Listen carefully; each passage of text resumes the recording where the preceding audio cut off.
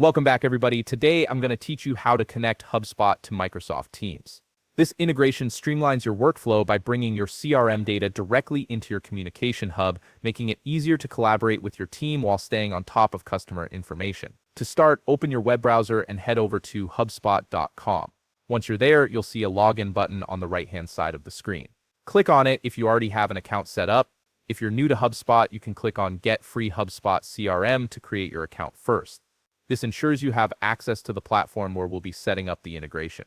After logging in, you'll land on your HubSpot dashboard. From here, move your attention to the upper part of your screen where you'll find the marketplace icon. Click on it and a drop-down menu will appear. From this menu, select the option labeled HubSpot Marketplace. This is where you'll find all the apps and integrations available for HubSpot, including the Microsoft Teams connector we need. Once you're in the HubSpot Marketplace, locate the search bar at the top of the page. Type in Microsoft Teams and hit Enter. You'll see a list of results appear. Look through these options and click on the official Microsoft Teams integration.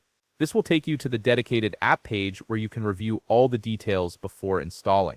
On the app page, take a moment to review the key information presented.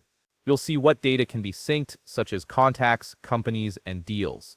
Pay attention to the permissions required, pricing details if any, and user reviews from other HubSpot customers. This helps you understand exactly what the integration will do and whether it fits your needs.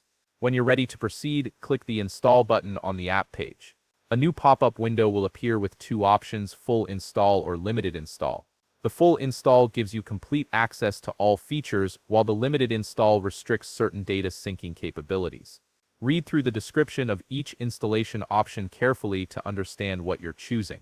Once you've decided, click on Install and follow the prompts to allow the necessary permissions and authentication. Keep in mind that this integration requires an active Microsoft 365 subscription to function properly.